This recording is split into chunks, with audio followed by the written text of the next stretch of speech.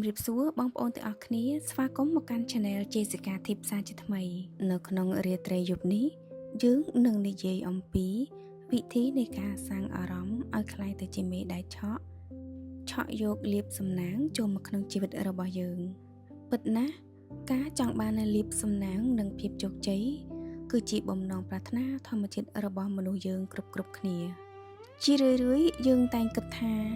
សំណាងគឺជារឿងចៃដន្យប៉ុន្តែបើតាមការសិក្សាស៊ីជម្រៅសំណាងគឺជាអ្វីដែលយើងអាចសាងនិងស្រូបទាញតាមរយៈការរៀបចំសភាពនៃអារម្មណ៍និងផ្នត់គំនិតរបស់យើងឥឡូវនេះយើងមកសិក្សាស្វែងយល់អំពីវិធីនៃការសាងអារម្មណ៍ដើម្បីទាក់ទាញលាភសំណាងដោយផ្អែកលើគោលការណ៍ធំចំនួន3គឺច្បាប់ស្រូបទាញ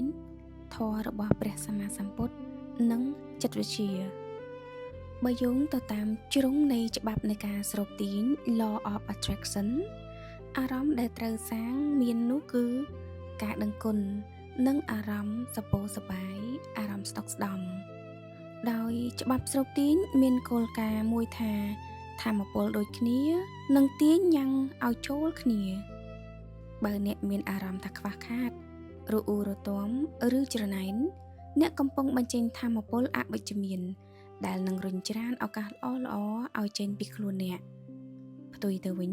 បើអ្នកសាងអារម្មណ៍ដឹងគុណចំពោះអ្វីដែលអ្នកកំពុងមានទោះបីជាវាតិចតួចនឹងមានអារម្មណ៍ថារបស់ល្អកំពុងតែធ្វើដំណើរមករកអ្នកនោះអ្នកនឹងបញ្ចេញរលកសញ្ញាវិជ្ជមានទៅកាន់ចក្រវាលគោលការណ៍នៃរលកថាមពល Energy Frequency អារម្មណ៍គឺជាថាមពលអារម្មណ៍រំភើបសប្បាយចិត្តមានរលកថាមពលខ្ពស់ដែលងាយនឹងស្រូបយកបទការល្អចូលមកក្នុងជីវិតបើយោងតាមជ្រុងនៃព្រះសម្មាសម្ពុទ្ធអារម្មណ៍ដែលត្រូវសាងគឺមានមេត្តាចិត្តភាពស្ងប់ស្ងាត់និងការយល់ពីច្បាប់នៃកម្មផល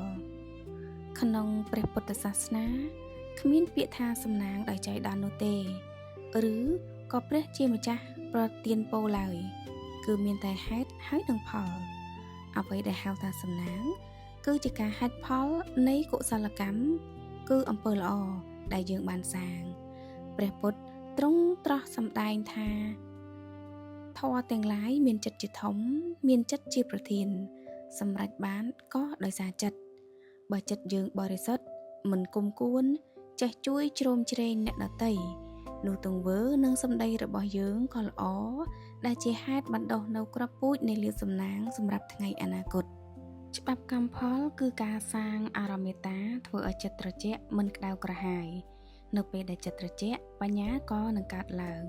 លុះមានបញ្ញាអ្នកក៏នឹងសម្រេចចិត្តដែលត្រូវហើយដែលជាផ្លូវនាំទៅរកសេរីសុខស្តីនោះឯងចំណែកឯបើយោងតាមជ្រុងនៃចិត្តវិទ្យាវិញអារម្មណ៍ដែលយើងត្រូវសាងនោះគឺអារម្មណ៍សុទិដ្ឋិនិយមនិងភាពបើកចំហនៃអារម្មណ៍របស់យើង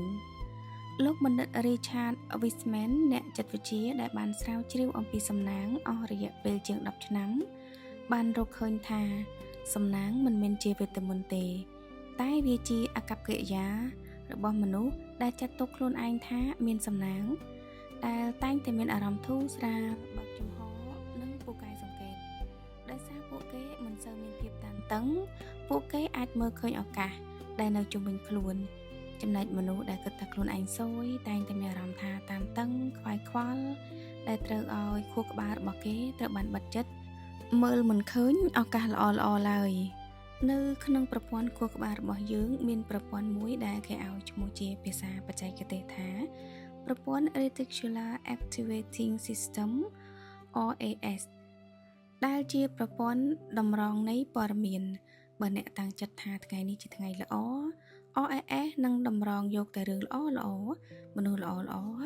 ឲ្យកត់សម្គាល់ឃើញតែម្ដងនេះហៅថាបាតុភូតបំពេញបំណងខ្លួនឯងឧទាហរណ៍លើការរកស៊ីសម្រាប់អ្នកលក់2នាក់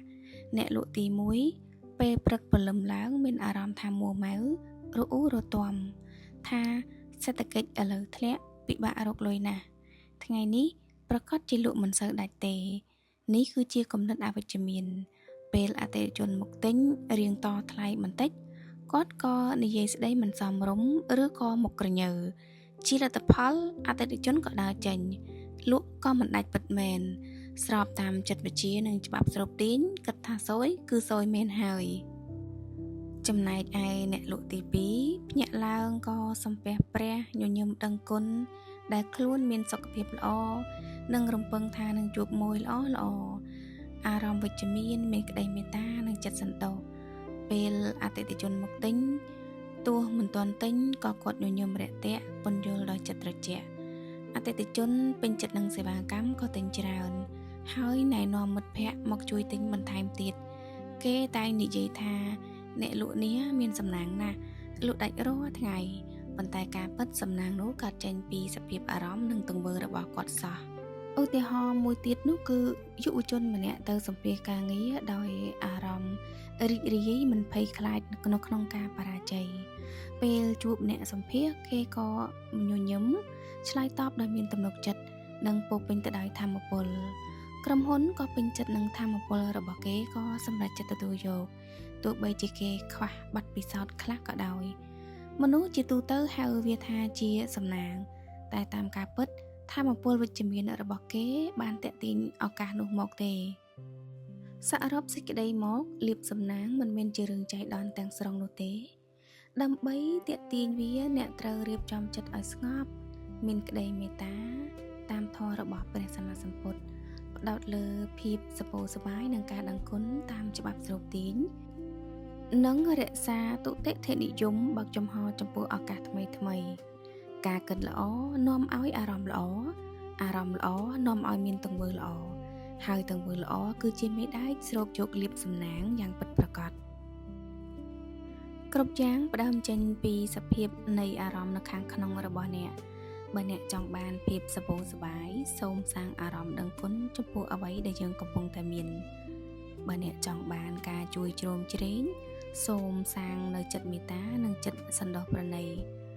បើអ្នកចង់បានឱកាសល្អសូមសាងផ្នត់គំនិតល្អនិងវិជ្ជមាននិងមានភាពហ្មត់ចត់ជានិច្ចសូមផ្លាស់ប្ដូរពីការរងចាំសំណាងមកជាការសាងសំណាងដោយចាប់ផ្ដើមរៀបចំគំនិតនិងអារម្មណ៍របស់អ្នកឲ្យបរិសុទ្ធត្រជាក់ត្រជុំនិងពេញបរិបូរណ៍ចាប់ពីពេលនេះតទៅនៅពេលដែលផ្ទះខាងក្នុងរបស់អ្នកមានភាពស្រស់ស្រាយនោះភ្ញៀវនិងកិត្តិយសនឹងធ្វើដំណើរចូលមកក្នុងផ្ទះរបស់អ្នកមិនដាច់ឡើយផ្ទះតំណាងឲ្យចិត្ត